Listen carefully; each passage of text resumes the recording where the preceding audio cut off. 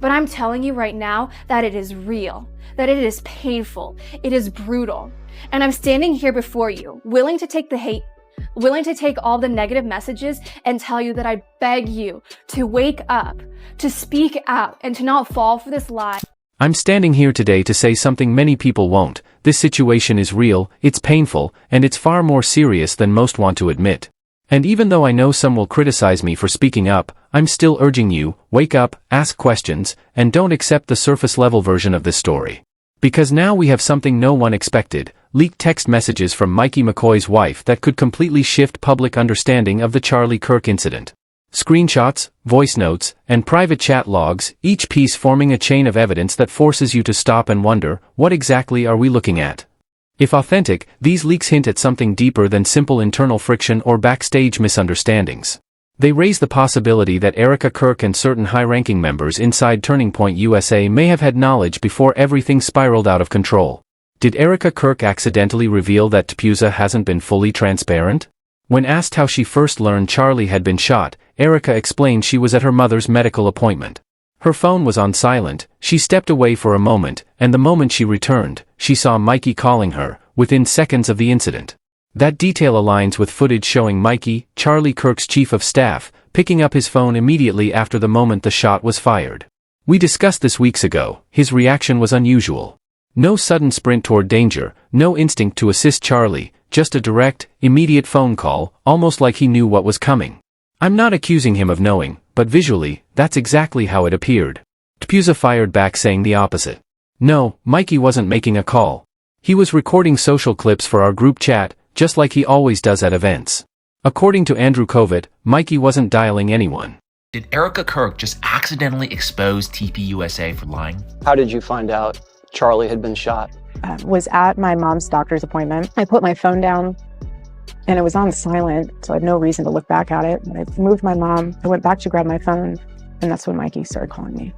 Called me within seconds. She said that Micky called her within seconds, which does line up with this clip of Micky McCoy, Charlie Kirk's chief of staff, picking up his phone as soon as Charlie was shot. We talked about this a couple weeks ago and about how bizarre and weird it was, his reaction, not running, not jumping to Charlie's aid, but instead making an immediate phone call, kind of like he knew that things were about to go down. Not saying he did, but that's what it looked like. And this led to the TPUSA folks responding, saying, no, Micky was actually not on the phone. They're alleging that he was on the phone immediately. He was not. He was taking social videos, which he would send to our group chat, which we would then put on Charlie's social while the event was happening, so you could see like the crowd come in or his interactions. And we were only 2 questions into this event, so he was still getting it out to all the chats he needed to do, which he did at every event. He turns around and it was so blaringly loud, I'm told. You would know this better than I, but this is what I'm told. It was so blaringly loud and he was so shell-shocked, he put his fingers in his ear, but his phone was still in his hand. Okay, so now we have 2 different sides of the story. Erika says that Micky called her within seconds, but Andrew Kovac here says that Micky was not on his phone, but rather just putting his hands up to cover his ears from the loud noise. Some may see this as a small detail, a potential small lie, but what I'll say to that is people who tell small lies also tend to tell bigger lies at some point. So Micky, we're going to want to see that call up. He was filming content, sending it to their internal chats, and then reacting to the deafening sound by covering his ears, while simply holding his phone. So now we're left with 2 conflicting accounts. Erika, Micky called her within seconds. Andrew, Micky wasn't calling anyone, he was just covering his ears. To some, this might seem like a tiny inconsistency. But people who hide small truths often end up hiding bigger ones. And in a situation this serious, even a single misleading detail matters. Which is why many are now demanding something simple. Show the call log. Because if there really was a call placed before the cameras picked up everything, before chaos unfolded, the entire narrative shifts. And the internet took notice. Commenters labeled it a quiet betrayal, not because the leak came from a stranger, but because it came from someone incredibly close to the center of this chaos, someone connected to the man seen calmly using his phone seconds before everything erupted. From that point on, the familiar clips from the event didn't feel familiar anymore. Erika's post-incident speech, her unusual expressions of gratitude, everything suddenly carried a strange tension. Because when your husband's chief of staff appears to act suspiciously, and his own wife begins releasing hidden evidence, it becomes difficult for the public to believe everything is as simple as it appears. The accusations against Turning Point USA didn't materialize out of thin air. It all began with one single post. Late one night, an anonymous account, soon linked to Micky McCoy's wife, posted screenshots and an audio recording. No long caption. No dramatic explanation. Just 4 chilling words. They all know. Within minutes, the uploads exploded across social media. The screenshots referenced timing, security coordination, and one disturbing line allegedly from Micky himself, just enough to send shockwaves through the online community. And then came the voice memo. A woman, speaking through fear, said, "I can't stay silent anymore. This wasn't an accident." Many believed it was Micky's wife. Others thought it was someone close to her. Either way, the voice carried unmistakable distress. What happened next is what ignited the firestorm. Yeah, when the clip was brought to my attention, I obviously have a file, a big folder of files of every angle, and I decided to track Micky from every angle available to see, like, maybe we just missed it, and he did at some point put that phone down, dial a number, speed dial, hold down one, I don't know. Maybe we missed it, because that seems automatic, right? 0.834, that seems pretty quick. And no, he doesn't do that. We even have him in front of Charlie's car. When Charlie is brought to the car, the waiting car rather, he is still on the phone. I can show you the clip of that. Take a look at this. Don't worry, we'll slow it down for you. See him in the background with the backpack. Let's go back a little earlier in the footage and see if we can find when he actually maybe dials onto the phone. Maybe we can see him pick up the phone and begin a call before the shot takes off. And then after beginning that call, if we're following this logic, that would mean he puts his phone down until Charlie gets shot. And we were able to find what we think could be that moment. And I can tell you that it is 1 minute and 45 seconds approximately before that shot goes off. And we can watch that here. You see Micky's on his phone here, and you're going to see he pulls it up and he starts to cover his ear again. Now, that could be unrelated. Again, we're taking a guess here. That's what made the most sense to us because we couldn't justify it in any other way. And I want to be clear, we're not here to make assumptions, okay?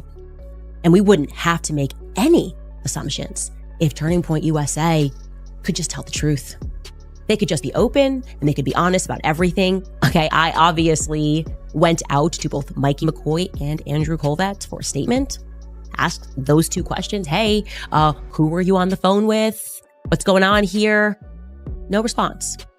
Weird. Because if that was me and I saw clips going viral and people were drawing conclusions from that clip, thinking that I was already on the phone, thinking that my reaction was weird, I would instantly hit back. I'd say, here's my call log. You want to know who I was on the phone with? 911, obviously. I was freaking out. I called 911. I didn't know what I was doing. Here's my phone. Here's my whole call log for that day. But this is, I don't know. I guess we live in a world where that doesn't make sense. I would have issued a statement to dispel any rumors, but they have not. Here's what I want to say, and I honestly understand I'm preaching to the choir here. Everything about this is wrong. You know it, and I know it. But I actually know it better than most because I helped build that organization. The timestamps in the leaked messages matched the exact timeline of the viral video showing Micky quietly lifting his phone just before the incident. What was once brushed off as coincidence now looked uncomfortably precise. Reddit threads exploded. TikTok analysts dissected every frame. Twitter/X became a battlefield of theories. And everyone began asking the same question. What did Erika and the TPUSA inner circle know ahead of time? Because if these messages are genuine, even partially, then what happened that day may not have been spontaneous chaos. It may have been orchestrated. So what exactly did these messages say? According to circulating screenshots, a private chat included Micky, several TPUSA staffers, and someone labeled EK, believed to be Erika Kirk. The messages weren't long, but they were unsettling. Everything is ready. Stay calm. We've rehearsed this. Make sure the cameras are still running. Erika already knows. Those last 4 words, Erika already knows, have now become a digital ghost haunting this entire situation. People dug further. And another key detail emerged. The timestamps showed the conversation happened hours before the event. Around that same time, Micky's wife posted a cryptic Instagram story. The truth always finds its way out. The story vanished in minutes, but the screenshot remained, and the speculation multiplied. Within a single day, dozens of independent investigators and commentators were reposting the leaks with questions like, was this entire situation pre-planned? Did Charlie Kirk get blindsided by his own team? Then came the clip that broke the internet. Slow-motion footage from the TPUSA tent. Charlie speaking.